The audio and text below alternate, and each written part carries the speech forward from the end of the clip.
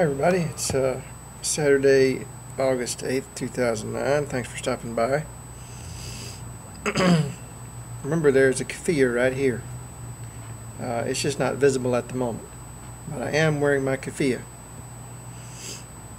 There's a lot of things I'd like to talk about today. I watched the Young Turks on YouTube, and by the way, the Young Turks is a very popular show these days on YouTube. A lot of views.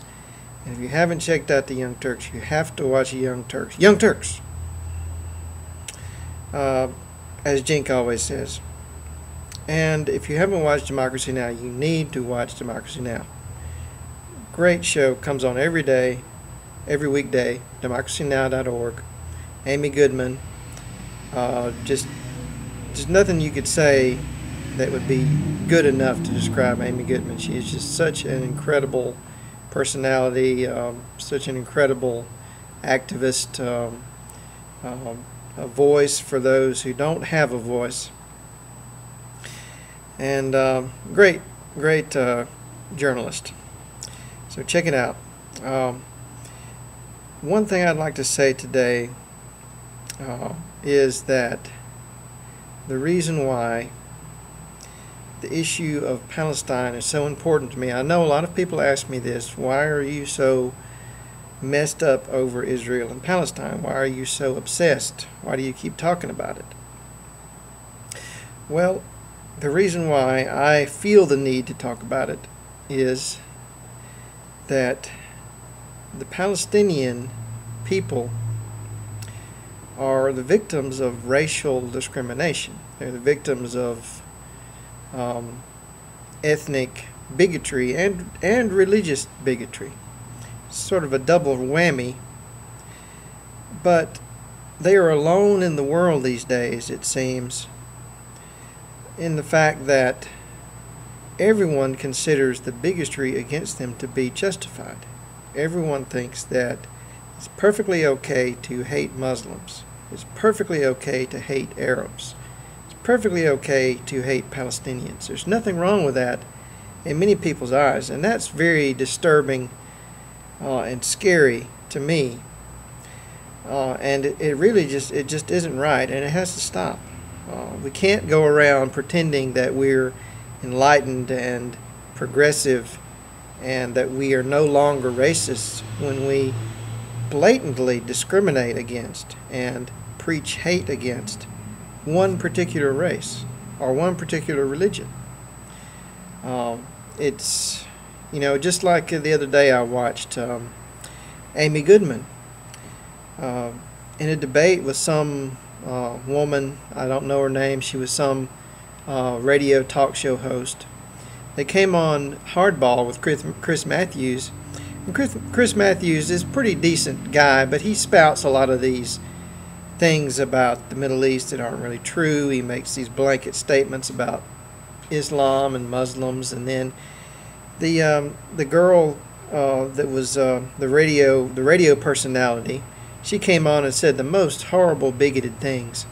Then of course she said, "Oh no, I'm not saying all Muslims are bad. I'm not saying that all Muslims are bad people, but Islam is bad. And they make this statement that, okay, I'm not a bigot because I'm not saying that all Muslims are bad, but the only reason why there's any problems in the world is because people believe in Islam, right?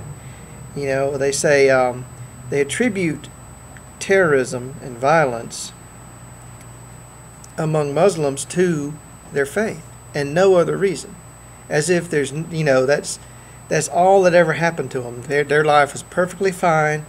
There was no problems. They picked up the Quran one day and they just started, going crazy and strapped on a bomb and killed themselves because of the Quran or because of their religion.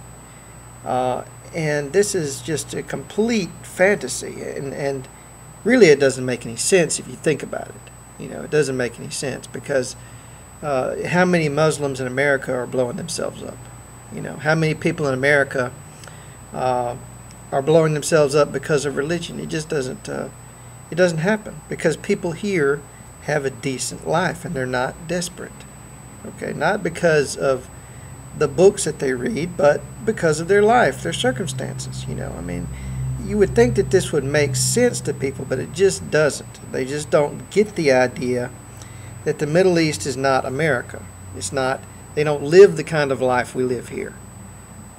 They don't have the circumstances that we have, and so, and we don't have even the slightest idea of what their lives are like, or even the history that they've been living, or even the conflicts that they're fighting. We have no idea about any of them. All we know is that they're different from us, so and their religion is different from us, so automatically is bad. And Amy Goodman, of course, she came on and just said, this is disgusting bigotry. It's just bigotry and hate-mongering, and it disgusts me. And it's ignorant, and I'm totally disgusted. And I thought, you know what? That was the best response that she could have ever made. You can't explain things to people in a minute and a half on hardball, but, it really is a truth that people just don't know, and they're bigoted and ignorant. And it doesn't make them bad people or evil necessarily. It's just an unfortunate situation. People just don't know. And if you just don't know, it doesn't mean you're bad for not knowing, but it really makes you see the need for education. People have to be educated on these things.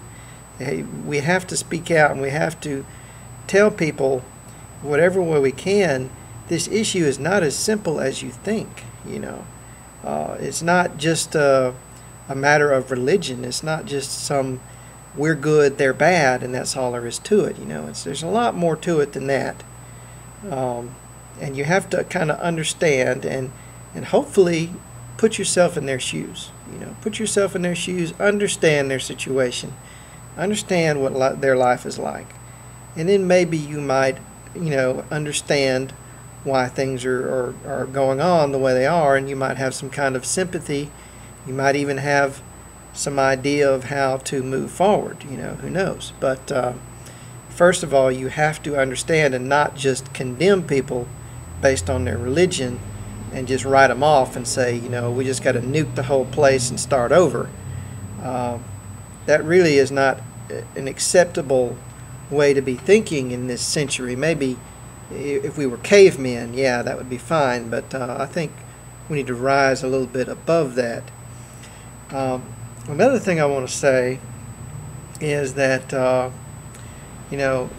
Eastern world and Islam, most Muslim countries, they do have they do have a lot of problems. They have a lot of corrupt regimes. They have problems with the way that they treat women, of course, and this is not so bad in some countries. In some countries it's really bad. In some countries it's really not bad at all, like Turkey, for instance. They don't oppress women in Turkey. They're just as Muslim as anybody else, but they have a reasonably progressive government. And you know what? If women in Turkey don't want to wear a burqa, that's fine. They don't have to. If they don't want to wear a hijab, they don't have to wear a hijab. They do what they want. And nobody says anything. But there is that idea in the religion that, yeah, women should be modest and they should cover their heads, and if they don't, well, that's kind of a no-no, and in the West, okay, we look down on them for that, and we pretend like we're so much better, but are we really? Did the Western world really treat women so much better for most of its history? We take credit, I think, for a lot of things that we really shouldn't take credit for, like women's lib, for instance. Now, women's lib, the only people that can take credit for that are the subversives, the women's organizations themselves, that were subversive organizations. They fought against the establishment. They fought against the established government, the religion, everybody. And, only very recently they have won and gotten women's rights, and now we act like the establishment did it and it's always been that way, but really it hasn't. So we need to come off our high horse a little bit. Thanks for watching.